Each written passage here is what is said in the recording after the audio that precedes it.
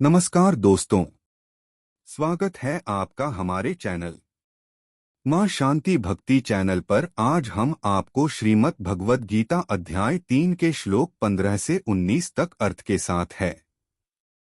यदि पहली बार चैनल में आए तो कृपया चैनल को सब्सक्राइब कर देना और बेल आइकन को दबाकर ऑल सिलेक्ट कर देना, क्योंकि जब हम वीडियो अपलोड करेंगे तो समय पर नोटिफिकेशन मिल जाएगी। अध्याय 3 श्लोक 15। कर्म ब्रह्मोद्भवम विद्धि ब्रह्माक्षर समुद्भवम तस्मात् सर्वक्तं ब्रह्मा नित्य यज्ञ प्रतिष्ठितम। यह जान लें कि सभी कर्म ब्रह्मा वेद से उत्पन्न होते हैं और वेद अविनाशी ब्राह्मण से उत्पन्न होते हैं। इसलिए सर्वव्यापी ब्रह्मा सदैव यज्ञ में स्थापित होता है। इस श्लोक में भगवान कृष्ण कर्म की दिव्य उत्पत्ति की व्याख्या करते हैं। उनका कहना है कि सभी क्रियाएं कर्म ब्रह्मा से उत्पन्न होती हैं, जो वेदों को संदर्भित करता है, कर्तव्यों और धार्मिक कार्यों के बारे में ज्ञान का स्रोत।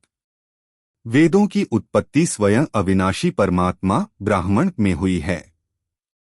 कृष्ण इस बात पर जोर देते हैं कि सर्वव्यापी ब्राह्मण बलिदान यज्ञ के प्रदर्शन में हमेशा मौजूद रहता है, जिसका अर्थ है कि देवत्व का सार निःस्वार्थ कार्यों और कर्तव्यों के माध्यम से व्यक्त किया जाता है। यह शिक्षा ब्रह्मांडीय व्यवस्था पर प्रकाश डालती है, जहां वेदों के शाश्वत ज्ञान द्वारा निर्देशित धार्मिक कार्य उच्च आध्यात्मिक वास्तविकता के साथ संरेखित होते हैं और ब्रह्मांड के सामंजस्य में योगदान करते हैं। अध्याय 3 श्लोक 16। एवं प्रवर्तितम चक्रं नानुवर्तयति ह्यः अघायुरिन्द्रियारामो मोघ पार्थ स जीवति। हे अर्जुन, जो यज्ञ के माध्यम से सृष्टि के चक्र का पालन नहीं करता है और जो इंद्रियों में लिप्त रहता है, उसका जीवन व्यर्थ है, वह पापपूर्ण जीवन जीता है। इस श्लोक में भगवान कृष्ण जीवन और दुनिया को बनाए रखने वाले कर्तव्यों और बलिदानों यज्ञ के लौकिक चक्र का पालन करने के महत्व को समझाते हैं। यह चक्र मनुष्य, प्रकृति और परमात्मा के बीच के पारस्परिक संबंध को संदर्भित करता है, जहां बलिदान की भावना से किए गए कार्यों से सभी को लाभ होता है। कृष्ण चेतावनी देते हैं कि जो व्यक्ति इस चक्र की उपेक्षा करता है, केवल संवेदी सुखों, इंद्रियारामों और व्यक्तिगत संतुष्टि पर ध्यान केंद्रित करता है, वह बर्बाद जीवन जीता है। ऐसा व्यक्ति एक पापपूर्ण अस्तित्व अघायुर का नेतृत्व करता है, जो जीवन के उच्च उद्देश्य को खो देता है, जो कि दुनिया के लिए निस्वार्थ रूप से योगदान करना और आध्यात्मिक विकास प्राप्त करना है। यह श्लोक वृहद ब्रह्मांडीय व्यवस्था के अनुरूप जिम्मेदार, उद्देश्यपूर्ण जीवन जीने की आवश्यकता पर जोर देता है। अध्याय 3 श्लोक 17।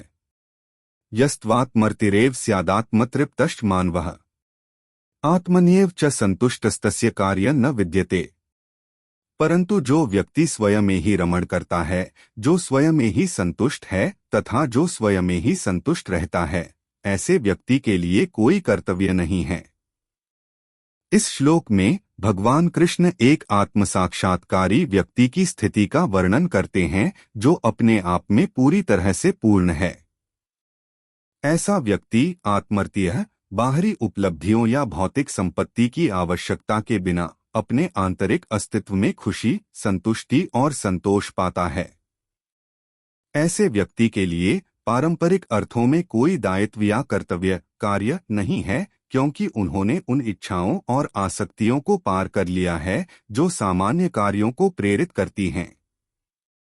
कृष्ण इस बात पर जोर देते हैं कि जब कोई आत्मनिर्भरता और आंतरिक शांति की इस स्थिति तक पहुंचता है, तो वह आध्यात्मिक मुक्ति प्राप्त करके कार्यों की बाध्यकारी प्रकृति से मुक्त हो जाता है। यह श्लोक मानव जीवन के सर्वोच्च लक्ष्य के रूप में आंतरिक संतुष्टि और आत्म प्राप्ति के आदर्श पर प्रकाश डालता है। अध्याय 3 श्लोक 18। नैव तस्य कृतेनार्थो नाकृतेने कश्चन न चास्य सर्वभूतेषु कश्चिदर्थव्यपाश्रयः। ऐसे आत्मसाक्षात्कारी व्यक्ति के लिए कर्म करने का कोई उद्देश्य नहीं है, न ही किसी लाभ के लिए किसी और पर निर्भर रहने की कोई आवश्यकता है। वे कर्म करने या न करने से प्रभावित नहीं होते हैं। इस श्लोक में भगवान कृष्ण एक आत्म साक्षात्कारी व्यक्ति के गुणों के बारे में विस्तार से बताते हैं, जिसने आंतरिक पूर्णता प्राप्त कर ली है। ऐसे व्यक्ति को कर्म करने से कोई व्यक्तिगत आवश्यकता या लाभ नहीं होता, कृतेनार्थ, और इसी तरह कर्म न करने से उसे कुछ भी हानि नहीं होती, अकृतेह। वे किसी भी उद्देश्य, अर्थव्यापाश्रय के लिए दूसरों या बाहरी स्थितियों पर भरोसा नहीं करते हैं, क्योंकि उनका संतोष पूरी तरह से भीतर से प्राप्त होता है। यह श्लोक आध्यात्मिक स्वतंत्रता की स्थिति पर जोर देता है, जहां एक व्यक्ति कर्म के बाध्यकारी प्रभावों से मुक्त होकर सांसारिक लक्ष्यों या मान्यता की आवश्यकता को पार कर जाता है। ऐसा व्यक्ति कर्तव्य की भावना से या दूसरों के कल्याण के लिए कार्य करता है, लेकिन परिणामों के प्रति लगाव के बिना। अध्याय 3 श्लोक 19। तस्मात् सक्तः सत्तं कार्यं कर्म समाचर, असक्तो ह्याचन कर्म परमाप्नोति पुरुषः। इसलिए सदैव आसक्ति रहित होकर अपने निर्धारित कर्तव्य का पालन करो। आसक्ति रहित होकर कार्य करने से व्यक्ति को परम लक्ष्य की प्राप्ति होती है। इस श्लोक में भगवान कृष्ण अर्जुन को लगातार और परिणामों की चिंता किए बिना अपने कर्तव्यों का पालन करने की सलाह देते हैं। कृष्ण इस बात पर जोर देते हैं कि व्यक्ति को कर्म का त्याग नहीं करना चाहिए, बल्कि कर्तव्य, कर्म और वैराग्य, असक्त की भावना के साथ जिम्मेदारियों को निभाना चाहिए। निस्वार्थ भाव से और व्यक्तिगत लाभ की इच्छा के बिना कार्य करने से व्यक्ति कार्य के परिणामों से अप्रभावित रह सकता है। निस्वार्थ कर्म, कर्म योग के इस मार्ग का अनुसरण करके एक व्यक्ति आध्यात्मिक उन्नति प्राप्त कर सकता है और अंततः उच्चतम आध्यात्मिक अनुभूति प्राप्त कर सकता है, सर्वोच्च परम अपनोति के साथ मिलन।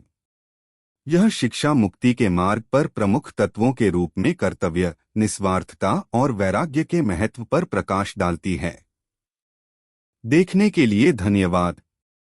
भगवान सभी को आशीर्वाद दें। अधिक ज्ञानवर्धक सामग्री के लिए लाइक, सब्सक्राइब और शेयर करना न भूलें और कमेंट करें कि वीडियो कैसा लगा। अगली बार तक आध्यात्मिक विकास और आंतरिक शांति की दिशा में अपनी यात्रा में भगवद गीता के ज्ञान को अपनाएं। इस वीडियो का पहले सभी भगवद गीता का वीडियो प्लेलिस्ट में देखें। प्लेलिस्ट का नाम भगवद गीता श्लोक और अर्थ है।